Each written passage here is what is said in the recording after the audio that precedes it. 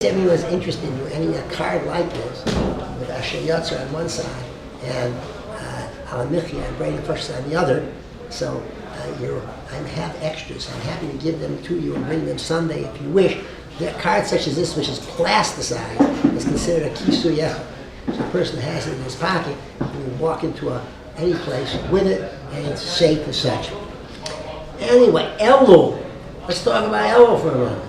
Elul is Ani L'Dodi Li, which seems to be that which we're familiar with. And it's Emunah, the relationship with the Kadosh Baruch Hu. At the same time, Aleph, Lamed, Vav, Lamed, Elul, is Ish L'Rehu, Umatanas Levyonim. That person has to be careful of the mitzvahs bein Adam L'Chavero. Because we're very wrapped up in mitzvahs bein Adam L'Makom. We're getting ready for the Yom Adin. But a good part of it is Ish L'Rehu Matanas Levyonim. That we're going to be careful to be good to our friend and give Matanas Levyonim. Evyon is a destitute person, Toav L'Chol Davar, and at the same time, any poor person will qualify to be able to receive whatever is necessary from us, being very careful. And that's not all. Aleph, Lamed, Vav, Lamed. He's Ahuv. We want to be Ahuv Lamala. We want to be loved above, Ahuv Lamala, V'nechmad Lamata, and beloved below. So that's a combination of Bein Adam L'Makom and Bein Adam L'Chavero. That is the balanced person, and that's Elul. Now there's another taich in Elul, Aleph, Lamed, Vav, Lamed, and that's going to be to the person who does nothing. Nothing. He doesn't put himself in Hashem's good graces at all. Not Bein Adam L'Makom and not Bein Adam L'Chavero. And to him we say, Oy lo va'avoy l'nafsha. Now you've heard this thing, Oy va'avoy, like Oy va'avoy. Whoa. That's Oy lo. To him it's a woe to him. And va'avoy l'nafsha. That's also Elul. So hopefully it'll be the Elul, the other ones that we mentioned first, and not this. Now, let us all remember, 17 days left for Rosh Hashanah. Today I said to somebody, how many days is left to Rosh Hashanah? I think. What do you mean, think? Now the truth is this, until I got involved in this, I also would say, I think. And so that it's not like, I know, but you don't. I don't mean that. No. But if you had a court case coming up about whatever it is, you would certainly know when that the court case is. It wouldn't be a question, I think this. 17 days, and therefore we're almost ready, really, for Isru Chag Sukkos, as we mentioned last week. The Duvna Magi gives a very interesting marshal on this as such. He speaks about a Ganav. There's a Ganav who observed that there was a very profitable store where a person was making a lot of money. And at 4 o'clock in the afternoon, every day, the owner of the store sent a courier to the bank, a shliach to the bank, with a suitcase full of money. And he wanted to rob the courier. But he didn't know how to do it, because in the middle of the street, he's not going to do it. There are policemen and there are other people around. They would apprehend him and he'd go to jail. No. But then he thought of the idea. Now, we understand in this mashal that the ganef is the Yetzer Hara. And we understand that the money in the suitcase is really the month of Elul, with all the opportunities we have. We're getting close to Kadosh Baruch Hu, a month of Rachamim and Ahavo and all this. We understand that too. So as we see, this plays out quickly. So what happens? The ganef goes into the store and he says to the proprietor, he says, I want to buy a very expensive coat for my boss, but my boss is so busy he can't come into the store to take measurements. So what do you expect me to do, says the man. I can't have anything ready for him. No, he says, let's go outside. Let's see if we can see somebody the same build, and if we get the same build, we'll be able to make measurements, it'll be okay. Sure enough, this man comes at 4:05, 4:10 with the suitcase. He's walking by, and outside is the proprietor with the ganef. And can you help us? We need this a few minutes. We just need you to come. Sure, he's a nice fellow. He comes in with his little suitcase full of money and takes off his jacket and puts the money down. And he's getting fitted now and at that moment, bingo, the guy grabs the money, and as the man lunges after him to be able to run after him and retrieve his money, the proprietor says, "You can't go out with this coat," and therefore, by the time they've decided what to do, the guy makes off with the suitcase and the briefcase, and it's finished. That's what happens with the month of El, says the Bivna Magi. The Yetzer Hara comes, and we have to be certain. Forewarned is forearmed. Let us not get preoccupied at this time with the important things, so to speak, and miss the major part of what this month is supposed to be.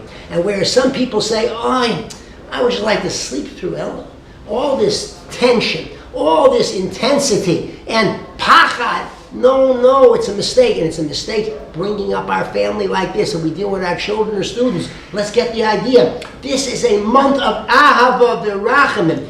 Great opportunity. I was in Gula yesterday. Everywhere I went, mitzvah, 50% off. This is a mitzvah. This is a real sale, much more than 50%. This is the real deal, mitzvah. And like we mentioned before, there's another sign, change. Exactly. It's reminding us this is the time to change for Elul as we prepare ourselves to be able to get ready to go into Rosh Hashanah, Yom Kippur. And not only that, just a reminder. Many of these flights coming into Eretz Israel, at the end of the flight, they collect, money, and they say, a little change can make a big difference. And that's what we have to remember. People coming, especially to Eretz Israel, too. A little change, whatever it is, gives us opportunities to be closer to Kadosh Baruch Hu. That is the idea. Now, in the parsha itself, it tells this week's parsha. It says, "Ki sivne bayis chodesh v'asisa maka legagecha." When you will build a new home, you should put a makah, a parapet, a rail, a fence on top of the roof, which is a usable roof. It's not one that's slanted. It's a roof that people could be there and, God forbid, fall off. Put it there, and then it says, "Leisosim domim b'leisecha." Don't be the cause of the possibility of any blood being spilled in your home. You make sure that you put that fence up. And it's very appropriate that it's at this time of the year that when we're getting ready for Rosh Hashanah that we have this halacha. There are a number of halachas about this. Of course, it's not just a gag, not just a roof. It could be also a hole in one's property. Has to take proper precautions that nobody should get hurt. Okay, that's one level. There's another level of understanding. The Nesiv Shalom deals with this, and he says, why is it it's only a new house? What about an old house? And not only that, why the gag? Why is it only a gag? What about other areas of possibly of danger, etc.? Anyway, he explains the following. We're talking about a person's head. And when we speak about that a person's head, that's his gag, that's his roof.